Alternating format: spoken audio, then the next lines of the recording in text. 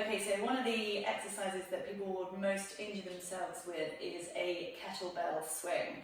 A lot of people bring it into too much of a squat. The main thing that you want to be doing is hinging from your hips. The main driver in this exercise coming from your glutes. So you really want to be squeezing your glutes as you're firing the kettlebell up and making sure that you keep your core nice and tight. So let's just go with no weight just to start off with.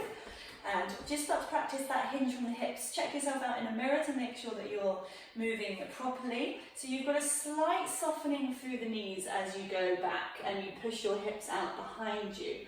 Slight softening, it's not a squat, just a little bend. And then with all your power, you drive your hips forward, snapping yourself up to straight. Don't overarch and push the hips forward, just snap up to straight, squeezing your bum as hard as you can. So you're hinging from the hips. You're going back and then driving and snapping forward. You really want to push forward really fast. That's where you generate all of that power and that shoots that kettlebell up. Okay, so if you imagine you've got your kettlebell in your hands, you're swinging it back through the legs, driving it up, and you want it to come up to shoulder height. If your kettlebell's flying over your head with the power that you're generating, then you just want to get yourself a heavier kettlebell. Okay, so it's back, drive, back, drive. Don't overarch, don't press those hips forward too much, just snap up to a standing position. So if we get a weight, and we're just going to throw it through the legs, drive up to stand.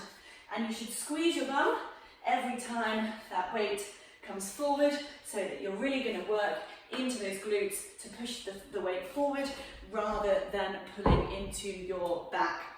If you don't have a kettlebell, don't worry. You can still use a dumbbell. You just do exactly the same thing, throw it forward and push it through the legs. So just make sure that that power is coming from the glutes and that you're keeping your stomach muscles nice and tight.